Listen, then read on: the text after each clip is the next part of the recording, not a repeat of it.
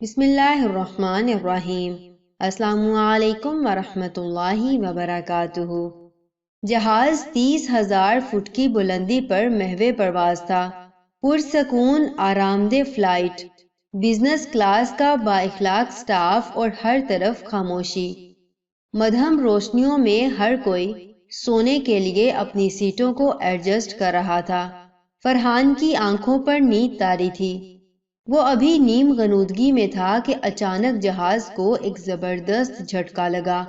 تمام لائٹس جل اٹھیں اور ایمرجنسی سائرن کی آواز سے جہاز گونج اٹھا۔ پائلٹ نے اعلان کیا کہ جہاز کا ایک انجن فیل ہو گیا ہے اور دوسرے میں بھی کچھ خرابی معلوم ہوتی ہے۔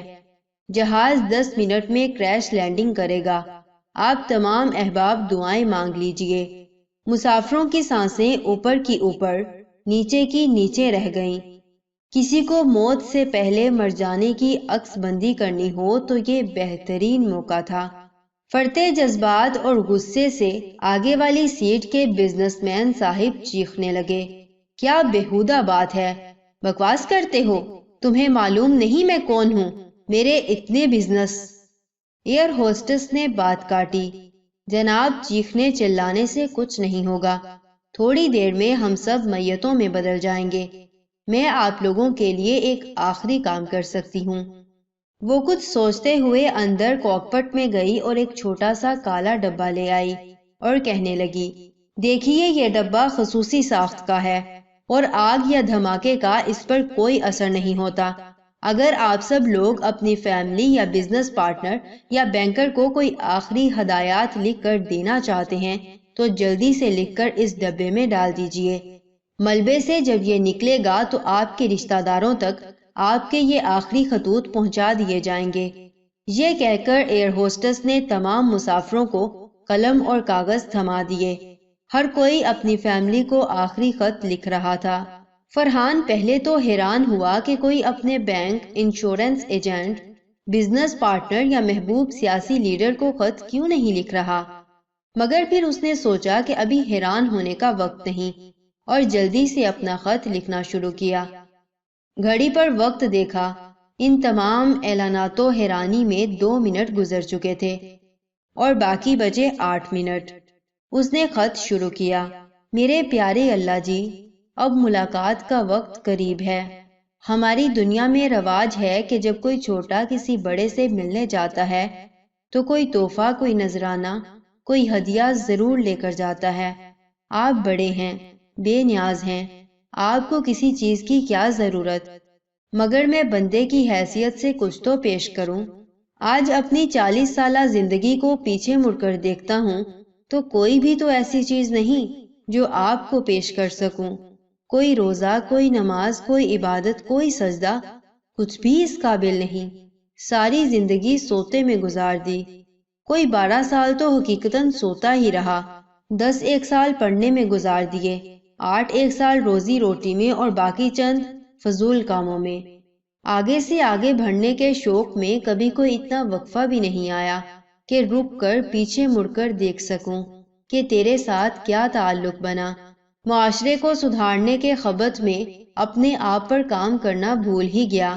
نوافل اور روزوں کی تعداد، حج و عمرہ اور اپنی بڑائیوں کے حساب کتاب میں عبادت ہی نہ ہو سکی۔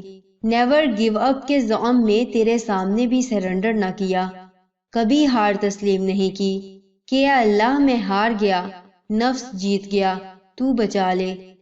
سامعین، فرحان کا قلم چند لمحوں کے لیے ٹھہرا اور پھر اس میں جنبش ہوئی۔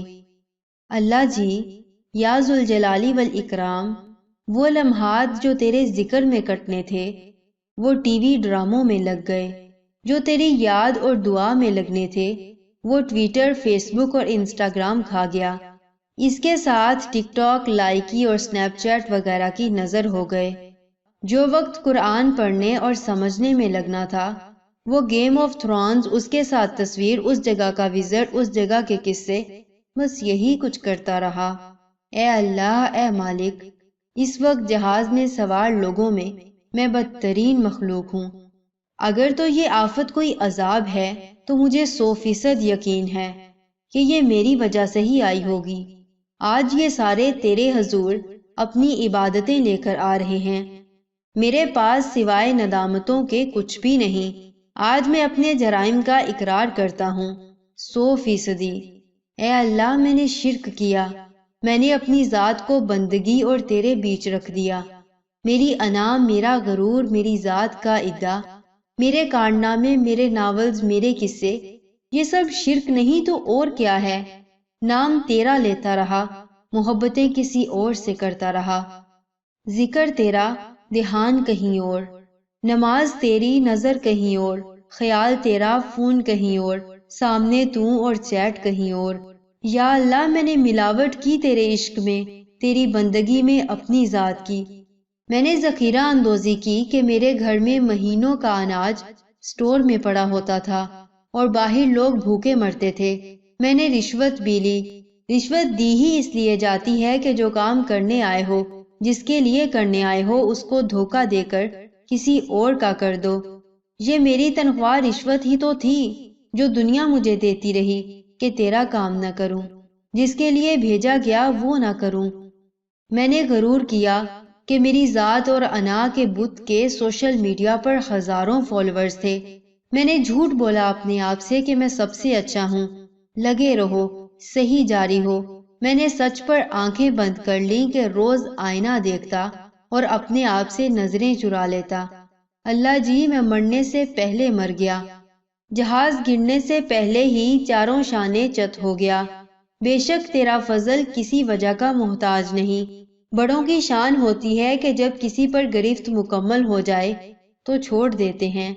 میں اقرار جرم کرتا ہوں، تیری رحمت سے مکمل کوئی شے نہیں، تیری جود و سخا سے باہر کوئی گناہ نہیں، تیرے فضل سے سوا کوئی نافرمانی نہیں، اور تیری پہنچ سے دور کوئی دعا نہیں۔ اے سمیع و بصیر اللہ، آخری منٹ بچا ہے، میں ایسا بے بس کہ کچھ بس میں نہیں۔ اسی بے بسی، اضطراب، لاچاری اور بیچارگی میں مجھے بخش دے، مجھے بخش دے۔ میری پیاری بیگم، اب چلتا ہوں۔ میرے دونوں بچوں محمد اور فاطمہ کا خیال رکھنا، انہیں اچھا اور باعمل مسلمان بنانا۔ Sir, are you okay? Air hostess نے پسینے میں شرابور فرحان کو نیند سے جگایا۔ سب کچھ نارمل تھا اور وہ خواب دیکھ رہا تھا۔ آئیے ہم سب بھی اپنا آخری خط لکھتے ہیں تاکہ زندگی کا خط درست ہو سکے۔ جزاکم اللہ خیر و احسن الجزا فی الدنیا والآخرہ۔ السلام علیکم ورحمۃ اللہ وبرکاتہ۔